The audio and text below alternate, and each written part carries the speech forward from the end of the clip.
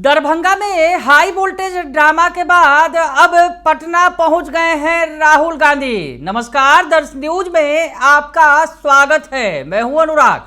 पटना में फूले फिल्म देखेंगे राहुल गांधी, तैयारी पूरी है, पटना पहुंच गए हैं। तस्वीरें पटना एयरपोर्ट से निकलकर सामने आई हैं, जहां राहुल गांधी का काफिला आप देख सकते हैं। सिनेमा हॉल पहुंचेगा थोड़ी देर में काफिला, और राहुल गांधी कार्यकर्ताओं के साथ फिल्म देखेंगे, फूले फिल्म देखेंगे। और सियासत बिहार की तेज है। इस बीच आपको बताएं, क्योंकि जिस तरह से दरभंगा में जो कुछ हुआ, राहुल गांधी के कार्यक्रम को पहले प्रशासन की मंजूरी नहीं मिली, उसके बाद रात से ही सियासत तेज थी और प्रशासन की तरफ से दूसरी जगह जो है कार्यक्रम कराने का निर्देश दिया गया। प्रशासन की तरफ से दूसरा जो है वेन्यू उपलब्ध कराया गया।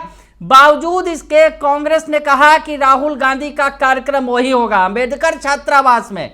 और ऐसे में प्रशासन के विरोध के बावजूद, प्रशासन के रोकने के बावजूद राहुल गांधी अंबेडकर छात्रावास पहुंचे। वहां हालांकि छात्रों से उनकी लंबी बातचीत नहीं हो सकी, लेकिन उसके बाद उन्होंने संबोधित किया। वहां पर छात्रों को 5 मिनट का ही संबोधन किया, लेकिन विरोध के सुर जता दिए। और राहुल गांधी ने साफ तौर पर बिहार की बीजेपी और एनडीए सरकार को चुनौती दे डाली कि जिस तरह से उनके कार्यक्रम को रोका गया है, प्रशासन की मंजूरी नहीं मिली है, तो ऐसे में ये तानाशाही नहीं चलेगी। तो राहुल गांधी ने बिगुल फूंक दिया है। बिहार की सियासत तेज है। 2025 यानी इसी साल बिहार विधानसभा चुनाव होने हैं। वैसी स्थिति में तमाम पार्टियां जोर लगा रही हैं और राहुल गांधी भी बार बार बिहार आ रहे हैं, कांग्रेस में जान फूंकने की कोशिश कर रहे हैं। और वैसी स्थिति में अब आक्रामक सियासत की तरफ भी कांग्रेस जो है चल पड़ी है। और आज जिस तरह से दरभंगा में जो कुछ हुआ, दरभंगा में तस्वीरें निकलकर सामने आई, प्रशासन के रोकने के बावजूद राहुल गांधी वहीं पहुंचे जहां कार्यक्रम निर्धारित था और वहां उन्होंने संबोधित भी किया। और यहां पर संवाद के दौरान राहुल गांधी ने सीधे सीधे बीजेपी और नीतीश सरकार को निशाने पर ले लिया।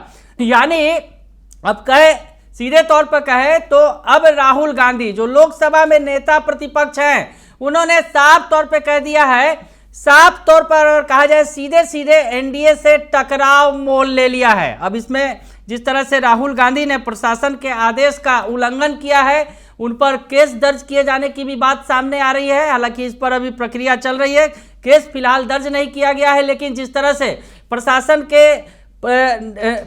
के रोकने के बावजूद राहुल गांधी गए वहां पर और उन्होंने भाषण दिया है, उसके बाद उन पर केस दर्ज किया जा सकता है, इस बात की चर्चा हो रही है। और आपको बताएं कि जिस तरह से राहुल गांधी के कार्यक्रम को रोका गया, राहुल गांधी के कार्यक्रम को प्रशासन की तरफ से मंजूरी नहीं दी गई, तो यूं कहे कि कांग्रेस की सियासत को और भी ज्यादा धार मिल गई। क्योंकि जिस तरह से कांग्रेस को दूसरी जगह कार्यक्रम करने को कहा गया, उसके बाद कांग्रेस नेताओं ने रणनीति बना ली कि नहीं, कार्यक्रम जो है राहुल गांधी का वहीं पर होगा। तो ऐसी स्थिति में अब जो है आर पार की लड़ाई बिहार के अंदर, बिहार विधानसभा चुनाव के समर के अंदर जो है आर पार की लड़ाई देखने को मिलेगी। और जिस तरह से राहुल गांधी बार बार बिहार आ रहे हैं, स्पष्ट संकेत दे रहे हैं कि वो कांग्रेस को आगे ले जाने की कोशिश में जुड़े हुए हैं, कांग्रेस को बिहार में अपने बूते खड़ा करने की कोशिश में जुटे हुए हैं। हालांकि महागठबंधन जरूर है बिहार के अंदर, लेकिन जिस तरह से कांग्रेस आक्रामक सियासत कर रही है और राहुल गांधी बार बार बिहार आ रहे हैं, तो वैसे में मैसेज साफ है महागठबंधन के लिए भी और एनडीए के लिए भी, यानी सामने सामने की लड़ाई होगी, ये तय है। और इस बीच अब राहुल गांधी पटना पहुंचे हैं और पटना में फूले फिल्म देखेंगे।